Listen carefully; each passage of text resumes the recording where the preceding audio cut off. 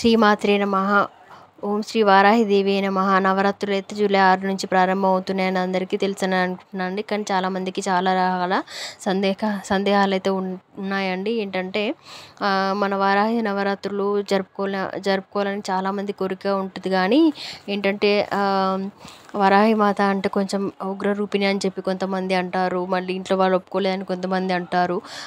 మా అత్తయ్య ఒప్పుకోలేదండి, మా ఆడపడుచులు ఒప్పుకోలేదండి అలా అని చెప్పి భయంగా ఉంటారండి. అలా భయపడే వాళ్ళు అస్సలకే చేయకండి పూజ. మనస్ఫూర్తిగా అందరికీ ఇష్టంగా ఉన్నప్పుడు మాత్రమే మనం పూజ చేసుకుంటే మన పూజ చేసిన ఫలితం అయితే మనకు కలుగుతుందండి. ఇంకా ఏంటంటే మనకైతే ఏంటంటే నిష్టగా అయితే ఖచ్చితంగా నవరాత్రులు అయితే ఖచ్చితంగా దీప నైవేద్యాలతోని మనం మంచి తల్లిని అయితే ఆరాధించుకోవాలండి. మనకు ఒకవేళ పటం లేదనుకోండి, పసుపుతో కూడా మన వారాహి అమ్మవారి రూపాన్ని మనము చేసుకొని కూడా మనం పూజించుకోవచ్చు. లేదా మన ఇంట్లో ఉన్న లలితాదేవి పటమైన పెట్టుకొని పూజించుకోవచ్చు. లేకపోతే ఒక రూపాయి కాయిన్, ₹1 కాయిన్తో కూడా పెట్టుకొని మనం అయితే అమ్మవారి స్వరూపంగా భావించైతే చేసుకున్నా కూడా మనకు అయితే దేవి కృప అనేది ఖచ్చితంగా లభిస్తుందండి. ఏమి బాధ లేదు అందులో విషయం అయితే. కాకపోతే ఏంటంటే నవరాత్రులు అనేది ఖచ్చితంగా మనమైతే దీపారాధన అయితే ఖచ్చితంగా చేయాలండి.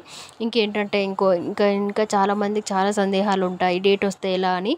ఏంటంటే ఆడవాళ్ళకి ఇబ్బంది ఉంటుంది కాబట్టి ఆ టైంలో చేయలేకపోతున్నామే అని బాధపడే వాళ్ళు ఏంటంటే భార్యాభర్తలు ఇద్దరు కలిసి చేస్తే అయితే చాలా ఉపయోగాలు ఉంటాయండి. ఎందుకంటే నవరాత్రులు అనేది నిష్టగా చేయాలి. ఖచ్చితంగా రోజు దీపారాధన చేసి ధూప నైవేద్యాలు చేస్తాం కాబట్టి ఇద్దరు భార్యాభర్తలు చేస్తే ఒకవేళ భార్యకు వీలు కానప్పుడు భర్త చేస్తారనమాట. ఎలాగూ మనం చేసేది సూర్యాస్తమయం తర్వాతే కాబట్టి అన్ని పనులు చూసుకొని వచ్చినా కూడా భర్త తర్వాత కూడా మనం దీపారాధన చేసి నైవేద్యం చూపిస్తే సరిపోతుంది. కాబట్టి మనం భార్యాభర్తలు కలిసి చేస్తే చాలా ఉపయోగాలు ఉంటాయండి. మన సందేహాలు కూడా ఉంటాయి. ఇంకేంటంటే కొంతమంది కలుషం పెడతారు. మనకు సూర్యాస్తమయం సమయంలోనే మనం చేస్తాం కదండి, చూసారు కదా. సూర్యాస్తమయం అంటే వెంటనే 6 కాగానే గాబరగా 6 అయిపోయింది కదా, పూజ చేయాలి కదా అని చెప్పి అలా అనుకోకండి.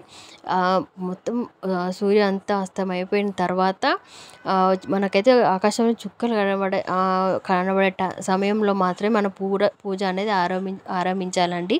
ఇంకా సందేహాలు ఏంటంటే ఈ నవరాత్రులు అనేవి మనం ఎంత నిష్టగా చేయాలంటే నేలపైన నిద్రించాలి, బ్రహ్మచర్యం పాటించాలి. ఇంకా ఏంటంటే ఎంత నిష్టగా ఉంటే మనకైతే అంత కష్టాలు తీరిపోయి అంత సుఖాలు సంతోషాలతోని ఐశ్వర్యాలతోని మనమైతే మంచి జరుగుతుందండి మనకైతే.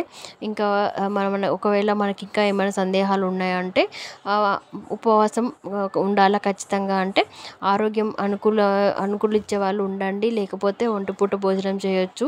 మొత్తానికి ఆరోగ్యం అది లేని వాళ్ళైతే పాలు, పళ్ళ రసాలు అలాంటివి చేసుకొని అయితే తినొచ్చండి, ఏం బాధ లేదు. ఇంకేంటంటే నైవేద్యానికి వస్తే ఖచ్చితంగా నైవేద్యం ఏం పెట్టాలని అంటే మాత్రం బెల్లపానకం అయితే ప్రతి రోజు నవరాత్రులు అంతా బెల్లపానకం పెట్టినా చాలు, దేవీమాత మనల్ని అనుగ్రహిస్తుందండి. చాలా సింపుల్గా అయితే నేను చెప్పే విధంగా అయితే మనం చేసుకోవచ్చు. ఇంకా లాస్ట్ డే మనకు ఎక్స్ట్రా 10వ రోజు ఉద్యాపన రోజు, ఆ రోజు మనకి ఏంటంటే మనకు వీలైనంత 2 రవికలు కానీ లేకపోతే ఒక చీర కానీ అలా అమ్మవారికైనా మనం పెట్టుకోవచ్చు.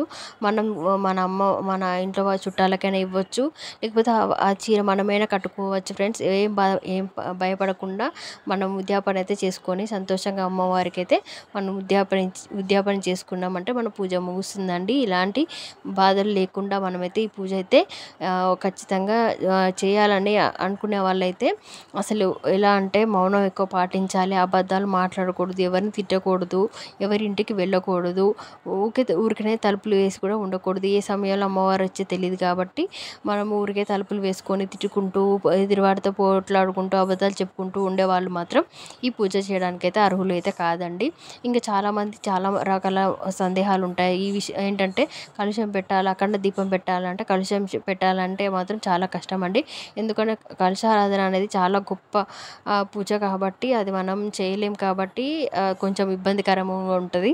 ఇంకా అఖండ దీపం కూడా వస్తే మనము 24 అవర్స్ మనం ఏంటంటే 24 గంటలు మనం ఉండి చూసుకుంటూ ఉండాలి. కాబట్టి మనకంత సమయం లేకపోయినా ఇంకా దుష్ట సంహారానికైతే మనం అమ్మవారికైతే మనం చెప్పనవసరం లేదండి. మన ఇంట్లో ఉన్న దుష్ట ప్రభావం కానీ, నరపీడ, నరఘోష, నరదృష్టి, ఇంకా ఏ రకాల గ్రహ పీడలైనా అన్నీ నశింపజేసే తల్లి మన వరాహి మాత తల్లి. ఎందుకంటే మనకు శీఘ్రమే కటాక్షిస్తుంది. కాబట్టి మనమైతే ఇప్పుడు నేను అఖండ దీపం గురించి చెప్తున్నాను కదండి. ఆ అఖండ దీపం మనం 24 గంటలు వేచి చూసి ఉండలేము. కాబట్టి ఒకవేళ పొరపాటున అది కొండెక్కినా మనకు భయం వేస్తుంది. కాబట్టి అది మనం ఏంటంటే ఆ దీపం కాస్త కొండెక్కిపోయిందనుకోండి, మనకు అపశకునంగా భావించి ఏదో జరిగిపోతుందని భయంగా ఉంటుంది. కాబట్టి నేనైతే అఖండ దీపానికి అయితే నేను చెప్పట్లేదండి.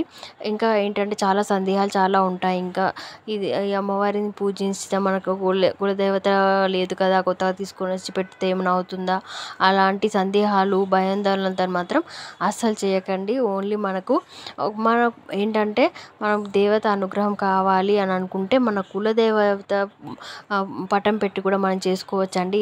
అలాంటి వాటిలో సందేహం లేదు. మన కులదేవతనే వారాహిమాతగా భావించుకొని కూడా మనం పూజించుకోవచ్చండి. ఏం బాధ లేదు. ఇంకా ఈ విషయానికి వస్తే ఏంటంటే ఇంకా కొన్ని ఏమైనా డౌట్స్ ఏమైనా ఉంటే మీరు అయితే ఖచ్చితంగా దీపారాధన అయితే చేయాలి. ధూపదీప నైవేద్యాలు అయితే ఖచ్చితంగా ప్రతిరోజు సూర్యోదయానికి ముందే మనం ఉదయమే లేచి తలస్నానం అయితే ఖచ్చితంగా చేయాలండి. నేలపై పడుకోవడము ఇదంతా నిష్టగా ఉండడం అయితే ఈ 9 రోజులు ఎంత నిష్టగా ఉంటే అంత మనకు మాత అనేది మనకు తొందరగా అనుగ్రహ కటాక్షిస్తుంది. మనకి ఏ బాధలు ఉన్నా కూడా అన్నీ తీరిపోయే విధంగానే చూస్తుంది. కానీ ఏమి ఆశించకుండా చేయడం అయితే మనకు చాలా మంచి ఫలితాన్ని అయితే మనకు లభిస్తుంది. ఫ్రెండ్స్ ఏంటంటే ఇంకేమైనా సందేహాలు ఏమైనా ఉంటే నాకు కామెంట్ సెక్షన్లో కామెంట్ చేయండి. నేను దానికి సమాధానం చెప్పడానికి కూడా నేను కామెంట్ బాక్స్లో మీకు రిప్లై ఇస్తాను. ఇంకా నా ఛానల్ ఎవరైనా చూడని వాళ్ళు ఉంటే చూడండి. లైక్ చేయండి, షేర్ చేయండి, సబ్స్క్రైబ్ చేయడం మాత్రం మర్చిపోకండి. Thank you for watching friends. Bye.